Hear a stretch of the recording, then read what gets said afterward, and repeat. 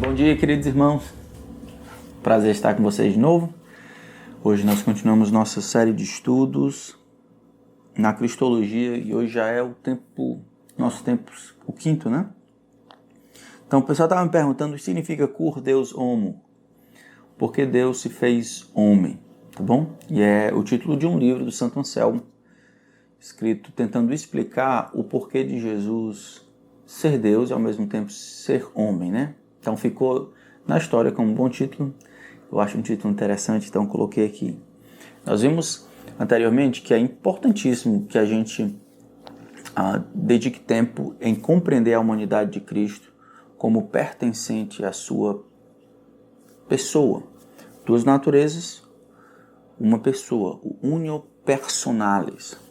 Vemos que é muito importante que essa humanidade de Cristo ela seja compreendida como diferente de sua pecaminosidade. As limitações próprias da humanidade, elas não devem ser confundidas com pecaminosidade. Errar é humano só na cabeça dos pecadores. Então, Adão e Eva, mesmo antes de cometerem pecado, eles eram humanos, seres humanos. Não eram seres angelicais, não eram animais, eram seres humanos. Então, errar não é humano. Na atual condição em que estamos, de anormalidade, nós sim pecamos porque somos pecadores.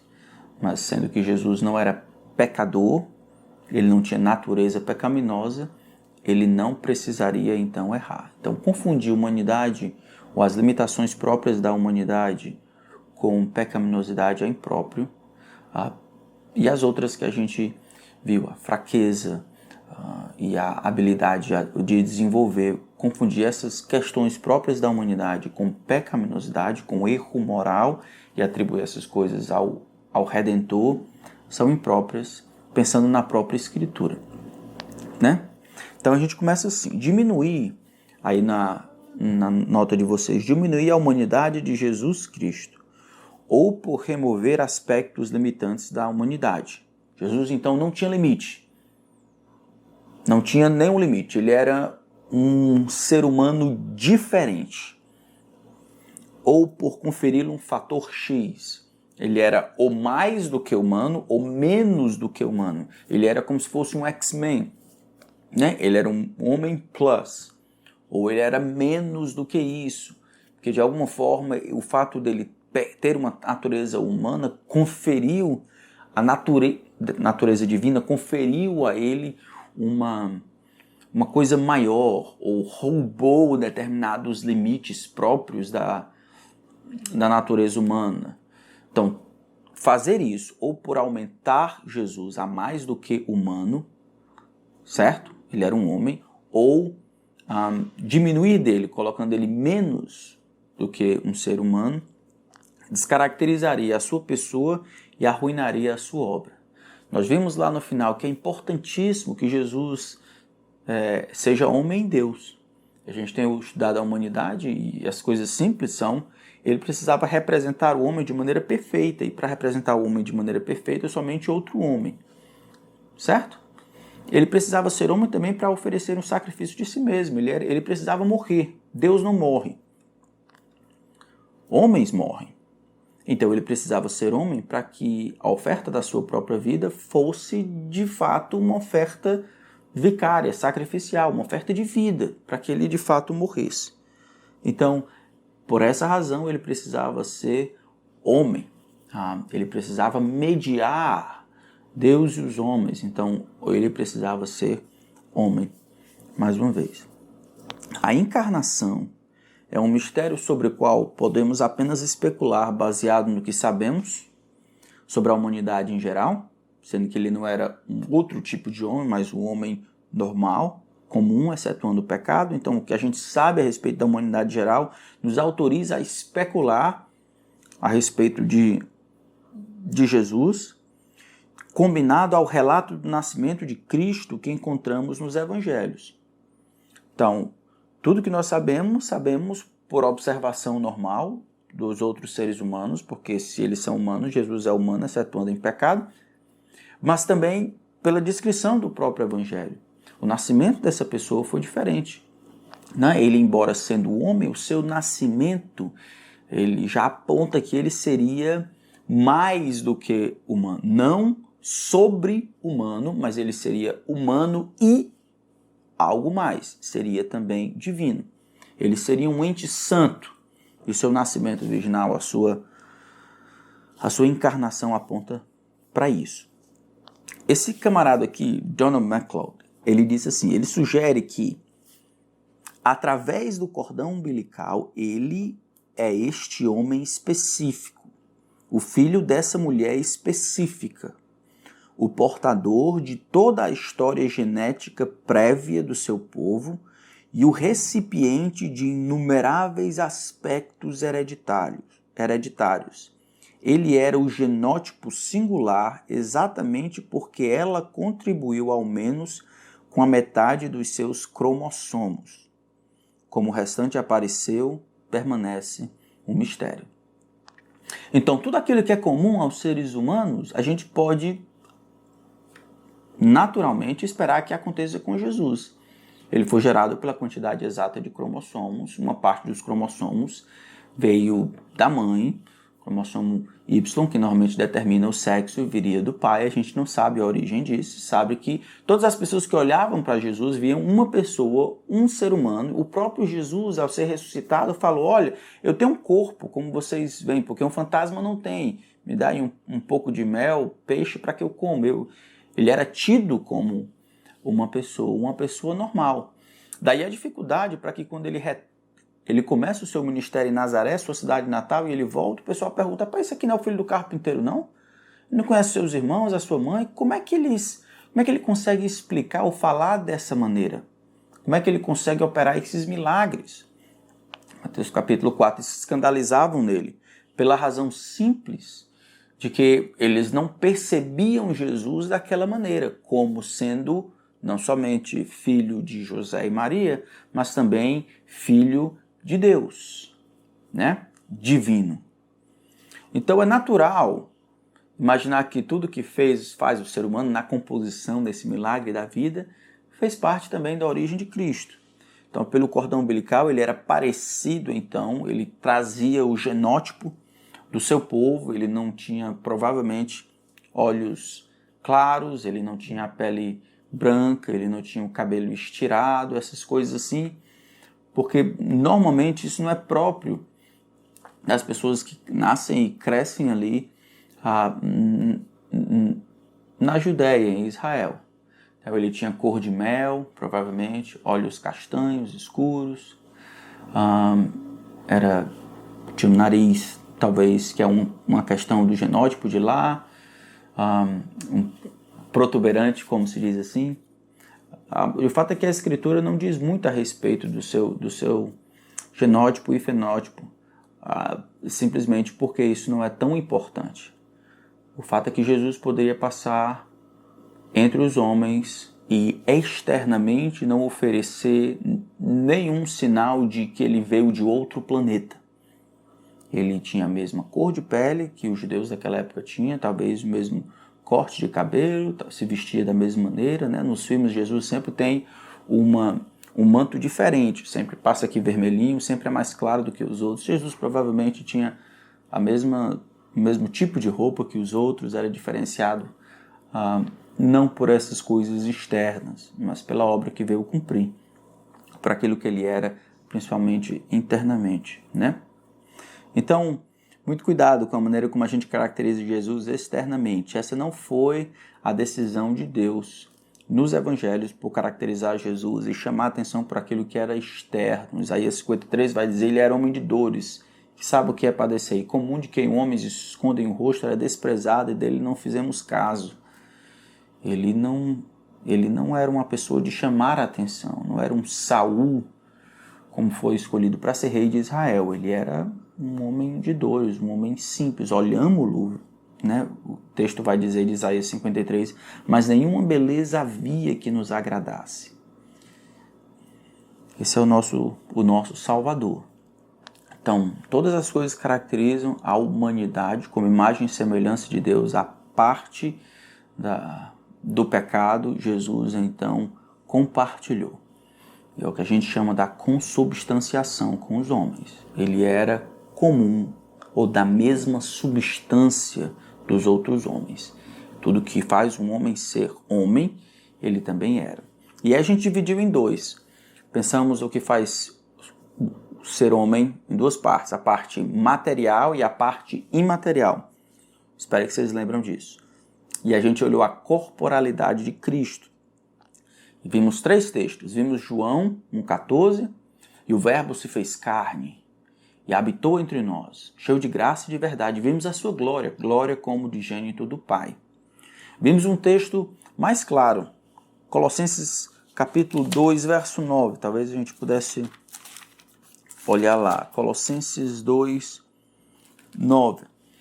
O interessante desse texto de Colossenses é que aqui a tentativa é de explicitar a divindade do Redentor. Verso 8 diz assim: cuidado que ninguém vos venha enredar com sua filosofia e vãs sutilezas, conforme a tradição dos homens, conforme os rudimentos do mundo e não segundo Cristo. Aí ele descreve Cristo no verso 9, Colossenses 2, 9. Porquanto nele em Cristo, habita, reside corporalmente, em seu corpo, de maneira física, toda a plenitude da divindade.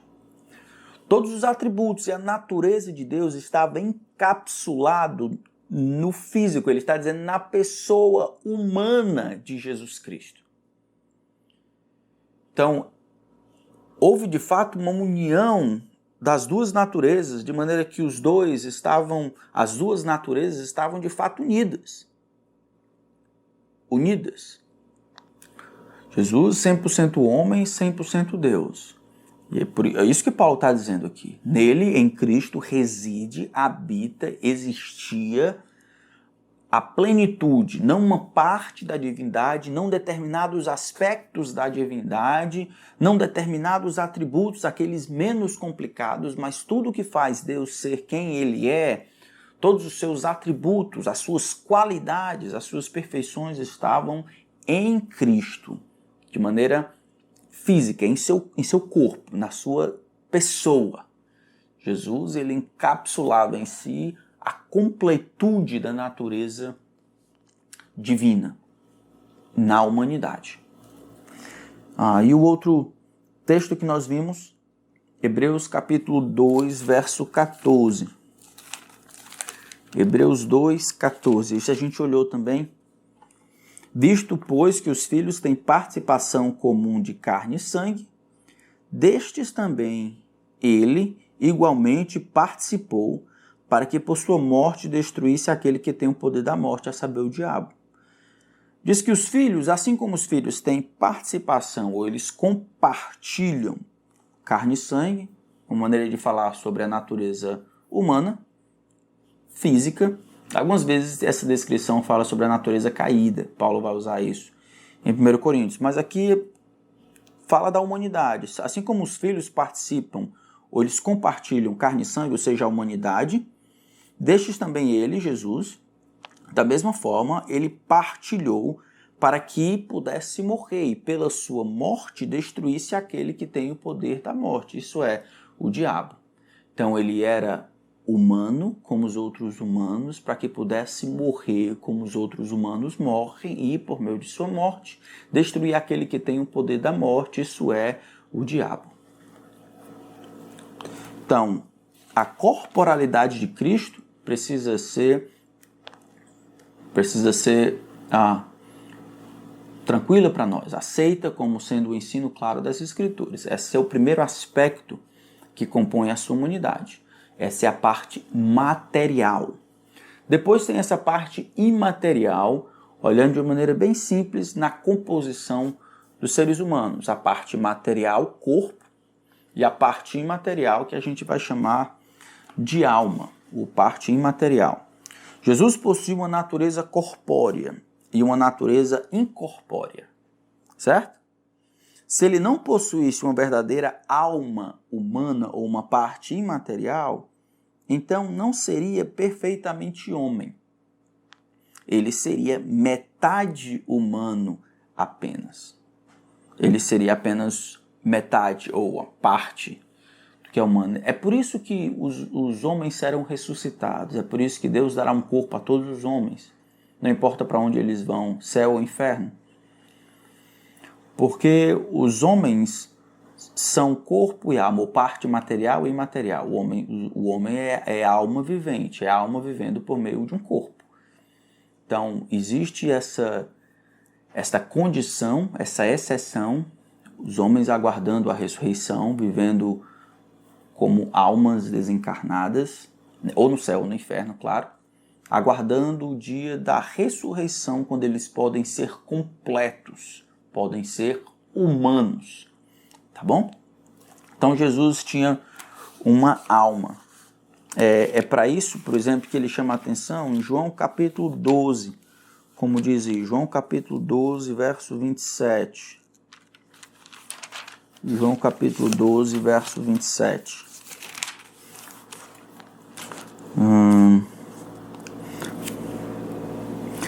Agora está angustiada a minha alma. E que direi eu? Pai, salva-me desta hora, mas precisamente com este propósito vim para esta hora. Agora está angustiada a minha alma. Então não era o corpo, mas o espírito, a alma, o núcleo de suas emoções, o que ele tinha internamente, sua mente, toda a parte que não pode ser tocada, a central de controle da volição, onde se decide, onde se tem medo, onde se reage, onde se espera.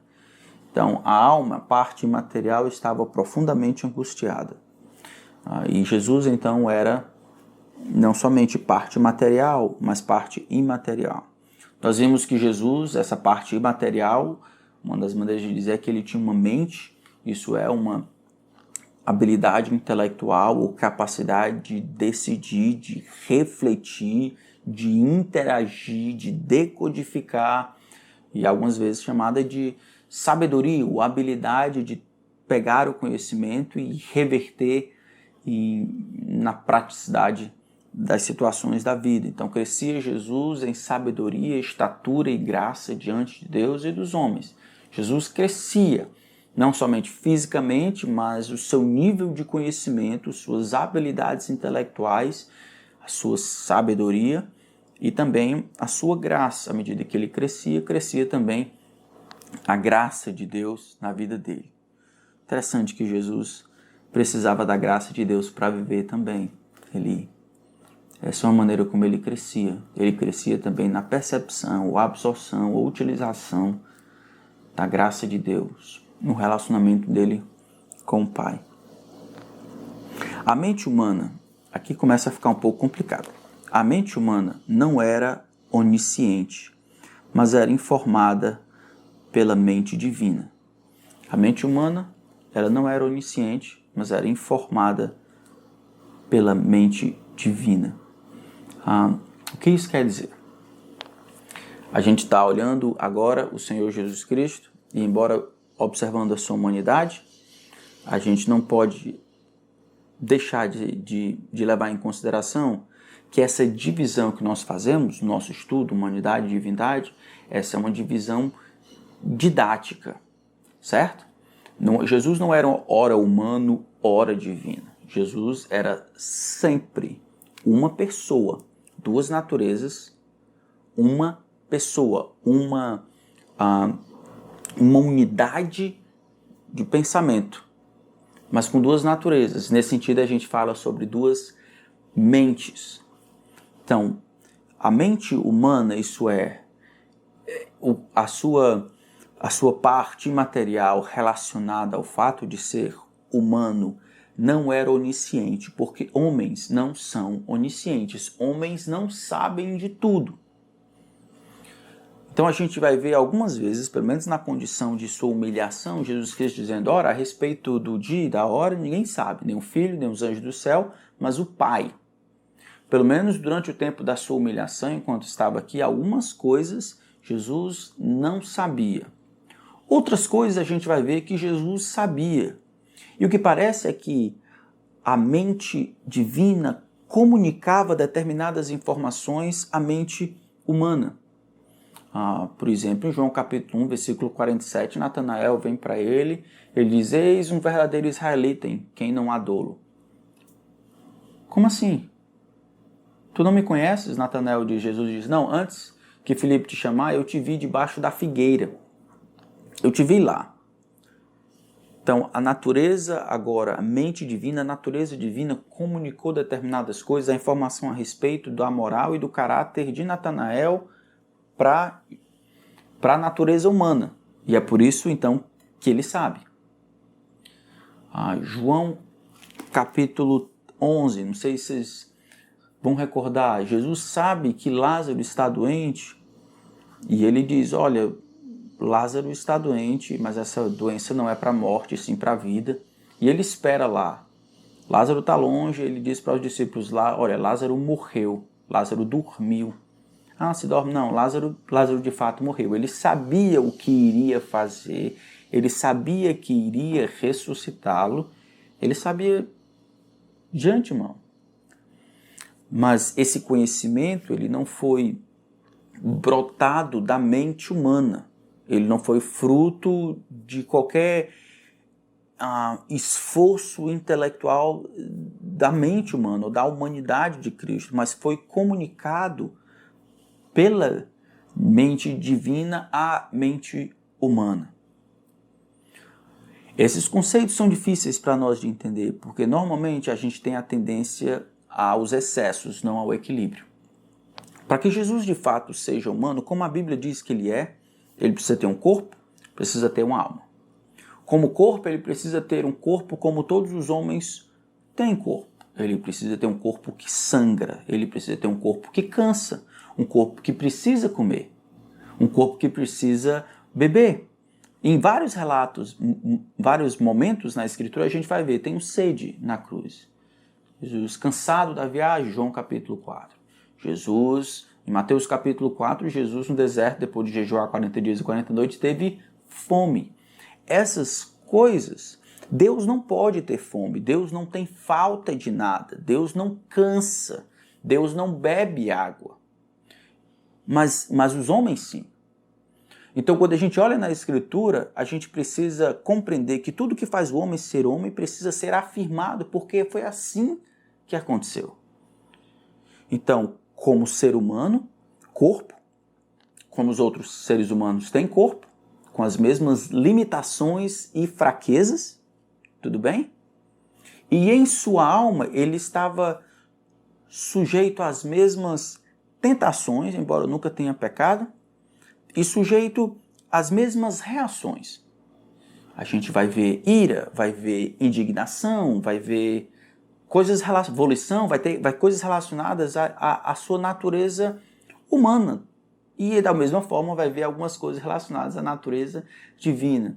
O que nós fazemos na teologia, nós afirmamos o que a Bíblia diz e mantemos o mistério e a tensão. Compreendemos que existe uma tensão, não um paradoxo, não uma contradição. Se Jesus fosse duas pessoas dentro de uma só, isso seria um problema, mas não eram duas pessoas. Eram duas naturezas completas dentro de uma mesma pessoa. E elas não se misturam, elas não se intrometem uma na outra, elas estão, como chama-se, na união hipostática, elas estão como numa dança em que eles estão caminhando bem. Em alguns momentos a gente vai ver, como é o caso da cruz, Jesus morre. Então, morte faz parte do final dos seres humanos. Então é natural que a natureza humana seja percebida com mais clareza. Jesus, ele está dormindo. Em Marcos capítulo 4, Jesus está dormindo, cansado, no barco, surge a tempestade. Ele, cansado, acorda e repreende o mar. Acalma-te, emudece. Natureza humana, cansado. Natureza divina. Quem é este que até o vento e o mar lhe obedece? João capítulo 11. Jesus chora diante da morte de Lázaro, vendo os outros chorarem. E aqui, daqui a pouco, ele vai ressuscitar, ressuscitou o filho da viúva. Ao mesmo tempo que ele chora ele tem poder para acabar com aquilo, ressuscitando a pessoa dentre os mortos. Então, essas ocasiões demonstram poder e fraqueza, limitação e ilimitade, né? Ilimitação, não limitação, alguma coisa assim. Certo? Então, a gente fica com as duas coisas. Nós nos submetemos ao mistério e mantemos a atenção. Nós olhamos a Escritura, nos submetemos ao mistério e sustentamos a atenção. Porque essa atenção ela vai aparecer em muitas outras doutrinas. Nós simplesmente não sabemos porque não temos tanta informação bíblica. É por isso que nós chamamos um mistério. Não é uma contradição, é um mistério porque se Deus tivesse dito mais do que ele disse, nós poderíamos compreender. E é uma tensão, porque as duas coisas, que na nossa cabeça, porque a gente não tem tanta informação, elas não são tão claras, a gente mantém as duas. Tá bom? A gente mantém as duas. Então a mente humana não era onisciente, mas era informada pela mente divina. E aí tem algumas ocorrências aqui em que Jesus demonstra determinadas respostas ou atitudes que são comuns aos seres humanos. Jesus demonstra ou demonstrou alegria. Lucas capítulo 10, verso 21. Lucas 10, 21. Naquela hora, quando os discípulos voltam, depois de ter enviado os 70, naquela hora Jesus exultou no Espírito Santo e exclamou: graças te dou, ó Pai, Senhor dos céus e da terra, porque ocultaste essas coisas aos sábios e instruídos e as revelaste aos pequeninos. Sim, ó Pai, porque assim foi do teu agrado. Ele se alegra. João capítulo 15, verso 11, do mesmo jeito. João capítulo 15, verso 11. Tenho-vos dito estas coisas para que o meu gozo, a minha alegria esteja em vós e o vosso gozo seja completo. Então Jesus ele demonstra e experimenta alegrias. Determinadas coisas traíam alegria ao coração. O pessoal sendo fiel na missão que ele lhes havia conferido, nos 70 retornando, Jesus exulta, se alegra, se anima no seu espírito. Aqui ele diz determinadas coisas, querendo ajudar que os discípulos tenham paz nele, né? Tenham gozo, melhor dizendo, nele. Jesus também demonstra admiração. Mateus 8:10. Jesus demonstra admiração. Aqui é naquele relato onde Jesus vai curar o servo do centurião de Cafarnaum. Ouvindo isto, e ele diz: olha, Senhor, não precisa ir na minha casa não, o Senhor manda aí de onde o Senhor está mesmo e eu sei que ele vai ser curado, porque eu sou um homem que tem autoridade, eu mando, o pessoal vai, eu mando voltar, o pessoal volta, o Senhor, é do mesmo jeito. O Senhor daí manda que dá certo. E aí ele diz assim: ouvindo isto, admirou-se Jesus e disse aos que o seguiam: em verdade vos digo que nem mesmo em Israel achei fé como esta. Em outras palavras, Jesus se admira, que é uma coisa humana. Homem se admira, Deus não se admira. Não, Deus não faz isso. São os homens que se admiram. Jesus se admira porque era um homem como qualquer outro.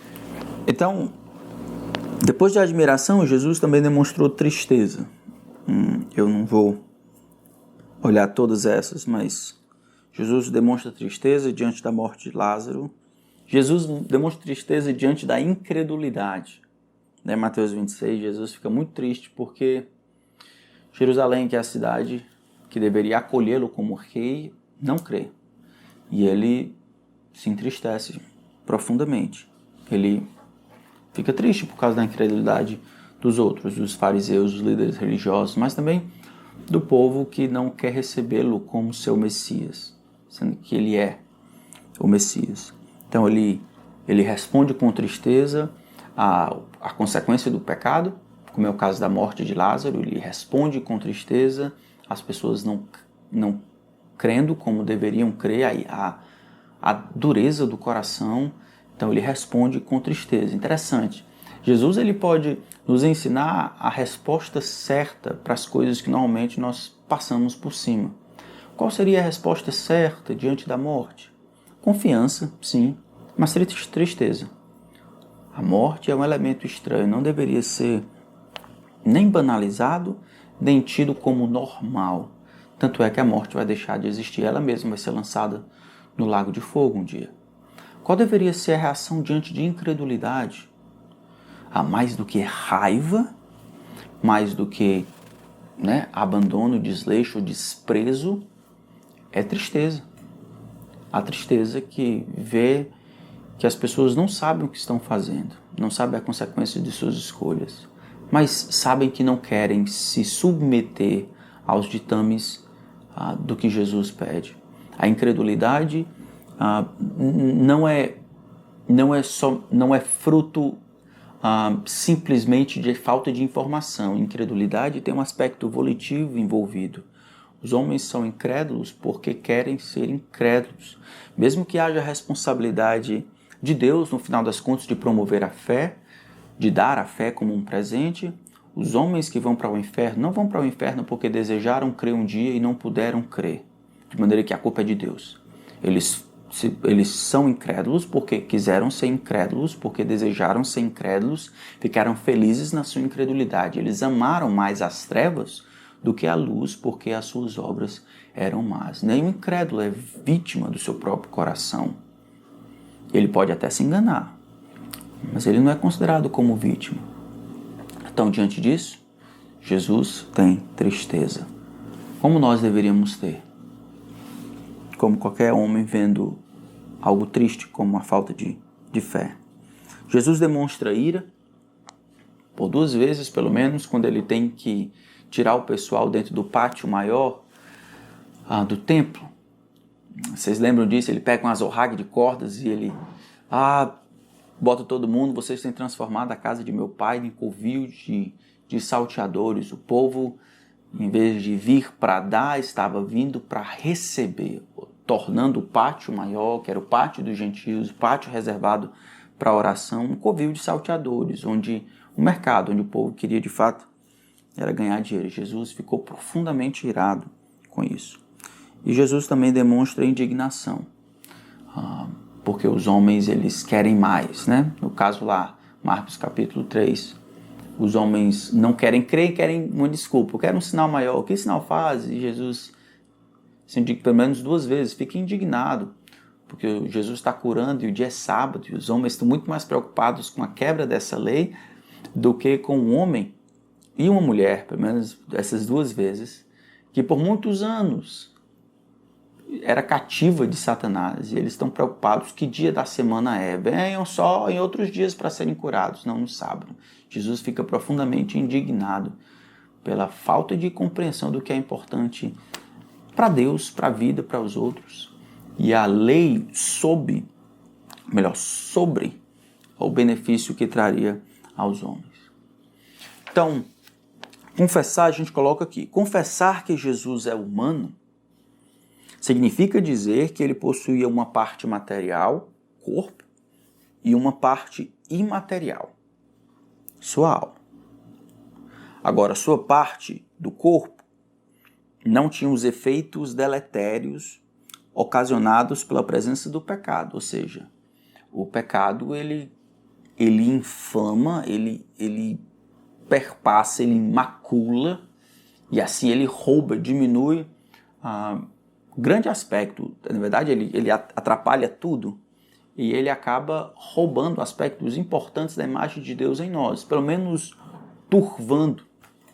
Jesus, porque não tinha natureza pecaminosa, então ele era homem vivendo em seu potencial, com seu máximo potencial, sem sofrer os efeitos deletérios, esses defeitos de diminuição que o pecado ocasiona. A questão de memória, de compreensão das coisas, inteligência, as questões físicas, a saúde. Então, Jesus não tinha qualquer coisa que você colocar como efeito da presença da natureza pecaminosa, Jesus não as tinha, porque não havia, então, natureza pecaminosa. Isso não impede a limitação.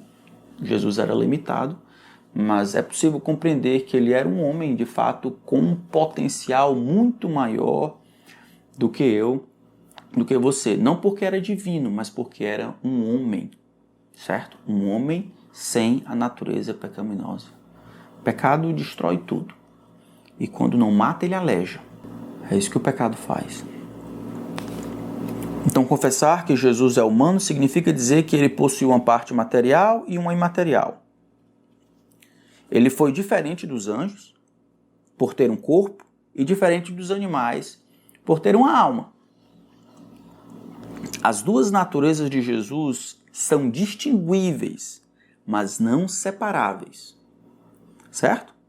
As duas naturezas, a divina e a humana, elas são distinguíveis. Significa que eu posso percebê-las. Elas são duas, não uma. Certo? Elas não se misturam.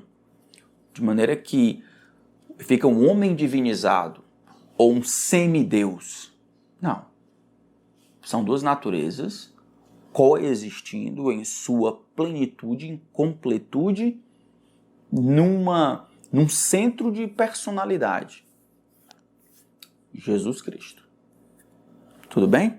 Então elas são distinguíveis, mas elas não são separáveis. Jesus nunca mais vai deixar de ser homem e Deus. É isso que 1 Timóteo 3,16. Ele diz que grande é... Deixa eu ver se eu lembro aqui. Grande é o mistério da piedade. Não é isso? 3,16. Evidentemente, grande é o mistério da piedade. Que mistério é esse? Da piedade.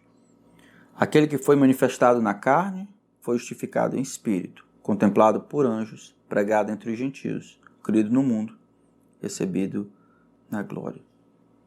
Aquele que apareceu em carne. Aquele que se fez carne. É um mistério gigantesco. A encarnação, ministério, ascensão, que é do que esse cântico parece tratar aqui. Jesus, então, é um mistério. Não sabemos de tudo, porque nem tudo nos foi comunicado. Jesus oferece, então, como homem, algumas aplicações aqui. Jesus, então, oferece o modelo de perfeita humanidade para todos os seus discípulos, como também o representante perfeito, capaz de condoer das nossas debilidades e limitações intrínsecas à nossa condição humana. Muito complicado quando nós não conseguimos nos relacionar com outras pessoas, quando não existe relação. Determinadas questões são intrínsecas ao sexo de alguém, são intrínsecas à idade de alguém, são intrínsecas à vida que a pessoa levou. Não que a palavra de Deus não possa ter um efeito e poder para transformar qualquer um.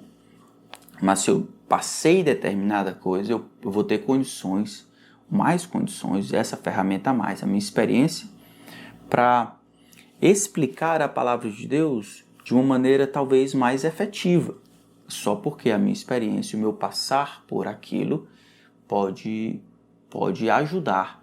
Não trazendo poder, mas trazendo mais empatia e compreensão da situação, do que simplesmente olhar de fora.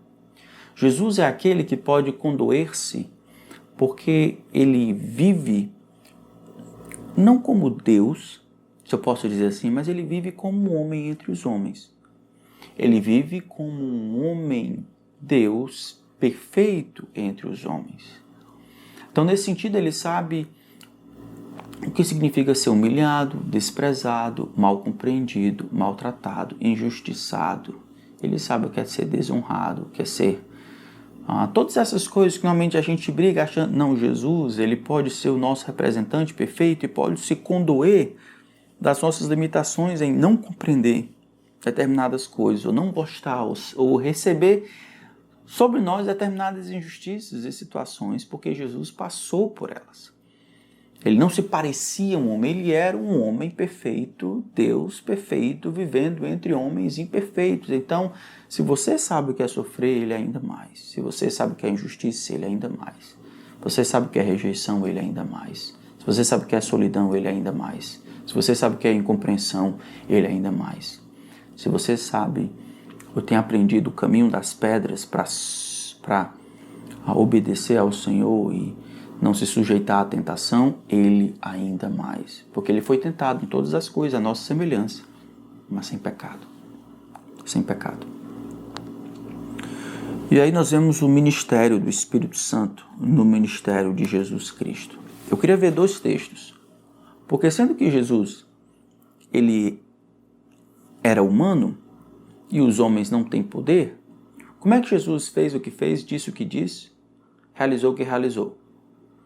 Seria fácil se, de alguma forma, a natureza divina suplantasse a natureza humana de tal maneira que a natureza humana ela se extinguisse quando a natureza divina estava trabalhando. No entanto, quando a gente olha ao ministério de Jesus Cristo, mesmo que as duas naturezas estivessem lá, a gente vê desde das promessas que foram feitas para a vinda do Messias, que o trabalho do Messias ou o ministério do Messias seria exercido pelo poder de Deus, o Espírito Santo. Por isso que é natural ver o Espírito Santo vindo desde o começo. O ministério de Jesus começa quando Jesus é batizado por João Batista, o Espírito vem do céu em forma de pomba, e o Pai diz, esse é meu filho amado em quem está todo o meu prazer.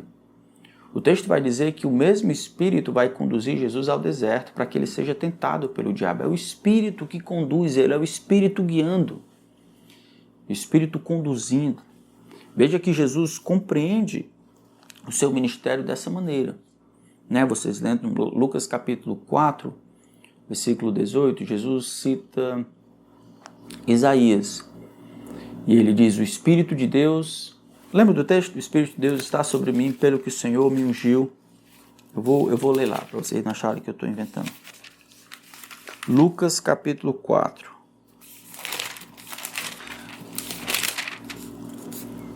Indo para Nazaré, verso 16.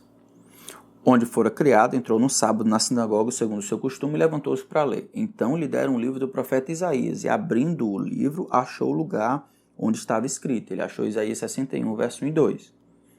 O Espírito do Senhor está sobre mim. Ele está lendo, certo? Pelo que me ungiu para evangelizar os pobres, enviou-me para proclamar a libertação aos cativos e restauração da vista aos cegos, para pôr em liberdade os oprimidos, e apregoar o ano aceitável do Senhor.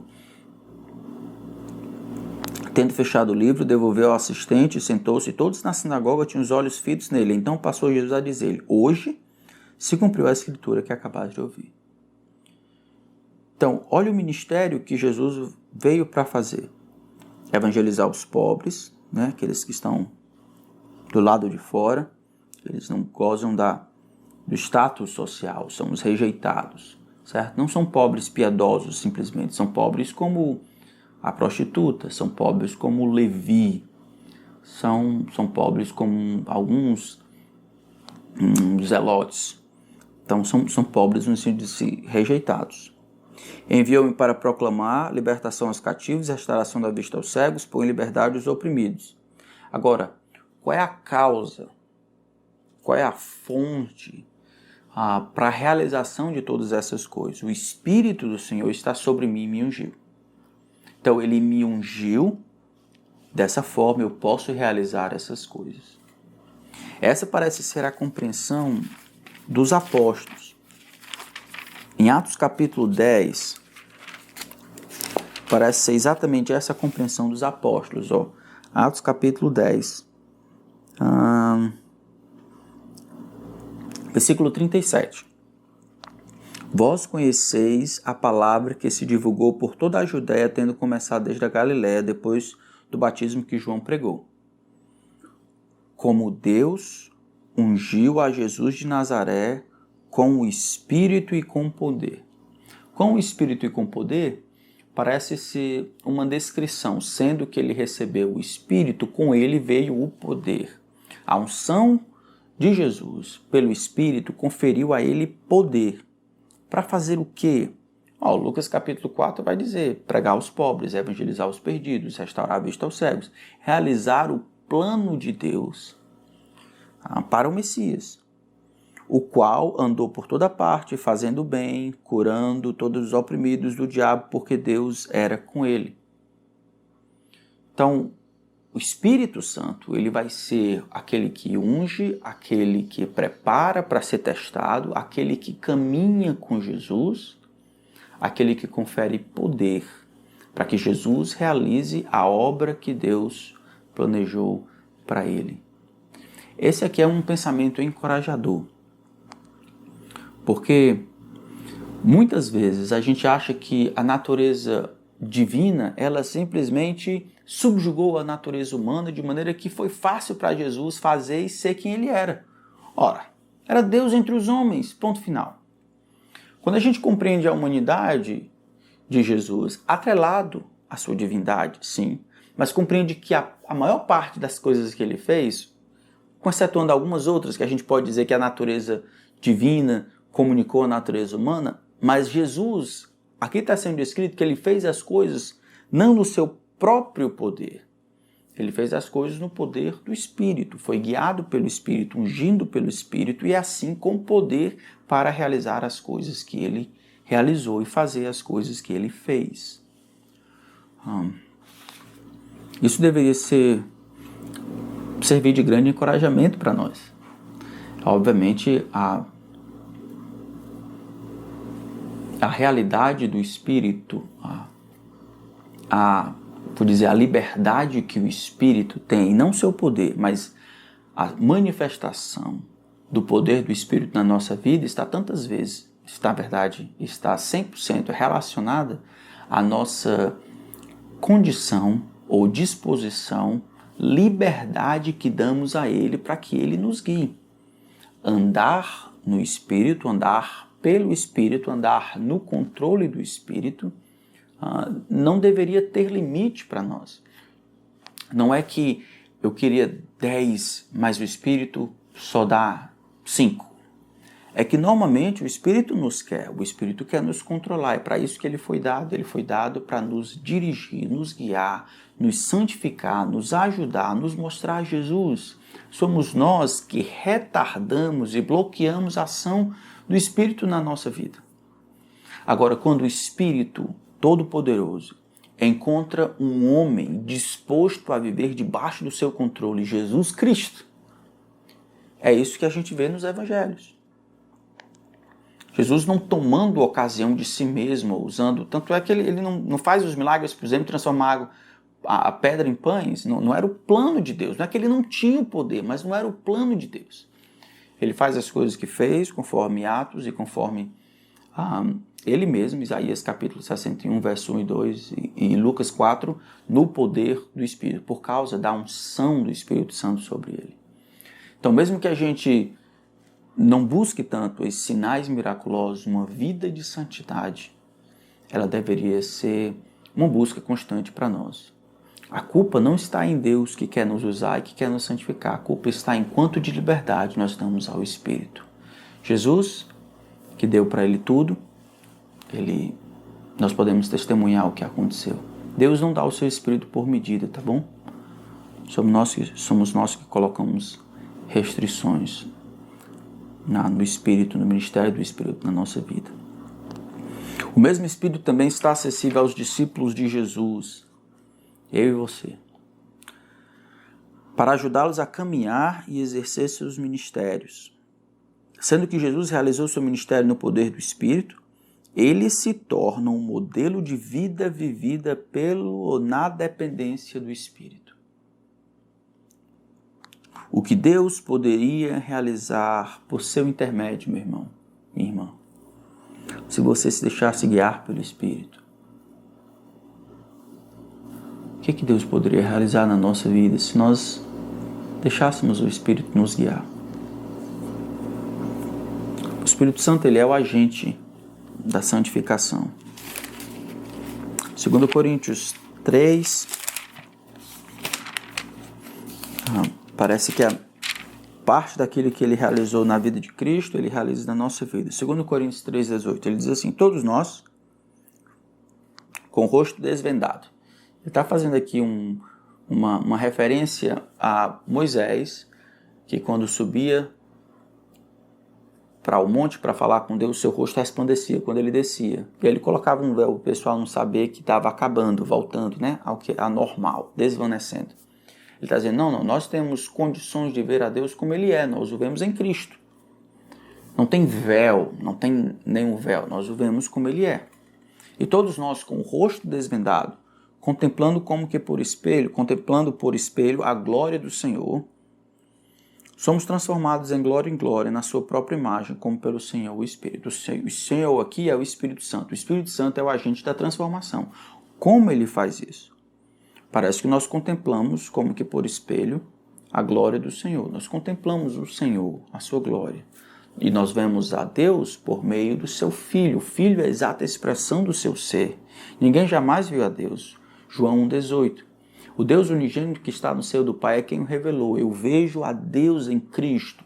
O Espírito Santo, então, pega a cabeça do meu coração e me faz mirar em Cristo. Enquanto eu contemplo, não sem distração, enquanto eu contemplo por um longo período de tempo e aplico a sua natureza e o seu desejo a determinada área da minha vida, eu vou gradativamente, ao final de um processo, me tornando aquilo que eu dedico tempo e contemplação. Nós nos tornamos aquilo que a nossa mente mais deseja, contempla. E o Espírito Santo faz esse trabalho de manter as nossas atenções em Cristo. Então, mais uma vez, nós estamos ligados e Jesus pode ser um modelo para nós. Jesus, então, é nosso amigo e nosso irmão. Ele sabe o que é ser humano e nós podemos ir para Ele sempre e constantemente. Ser humano, no entanto, não significa ter licença para pecar. O Espírito Santo está aí para subjugar a nossa velha natureza. E em Cristo, nós temos todas as coisas que nos conduzem à vida e à piedade. Temos poder do alto pelo mesmo Espírito para subjugar a velha natureza e viver em novidade de vida. Então Jesus se torna um modelo para tudo. Ele se torna um modelo de obediência, um modelo de vida na dependência do Espírito. Ele se torna um modelo de humanidade, um modelo de resistência à tentação, um modelo de amor, modelo de compreensão, de relacionamento com os outros, modelo de devoção. Mas ele se torna também o nosso representante. Ele pode ser o nosso sacrifício substitutivo, porque como homem, ele poderia morrer. E foi o que aconteceu há 2000 anos atrás. Nosso Senhor, Deus homem, morreu numa cruz. Não por causa dos seus pecados, mas por causa dos nossos pecados, para que nós pudéssemos ser livres e perdoados. Amém? Vamos orar, pedir que Deus nos abençoe e nos ajude a mantermos nossa mente em Cristo, só nele. Obrigado, Senhor. Obrigado pelo sacrifício estupendo que o Senhor fez. Faz-nos, Senhor, admirar o nosso Redentor e amá-lo como Ele é, e olhar a sua natureza e deixar de oferecer desculpas para a nossa vida de pecado e vivermos debaixo do controle do Teu Espírito, assim como o Senhor viveu. E nas nossas limitações e fragilidades, e sermos tudo aquilo que o Senhor deseja de nós. Obrigado porque o Senhor não conta com a nossa esperteza, nem conta com as nossas inteligências, dons e capacidades, mas tudo que temos de bom vem das Tuas mãos, inclusive a habilidade de fazer o bem. Fazemos o bem apenas porque o Senhor nos deu de Ti. Obedecemos ao Senhor porque o Teu Espírito que habita em nós nos conduz a fazer isso. Se somos mais parecidos com Cristo, é porque o Senhor, o Espírito Santo, tem tornado os nossos olhos, os olhos dos nossos corações para Ti. Então eu Te louvo, Espírito Santo, por caminhar conosco, por nos ajudar, por nos santificar. É por isso que nós não somos o que nós éramos E é por isso que seremos um dia o que haveremos de ser. O Senhor terminará a obra que começaste. Te louvamos por isso. Em nome de Cristo. Amém.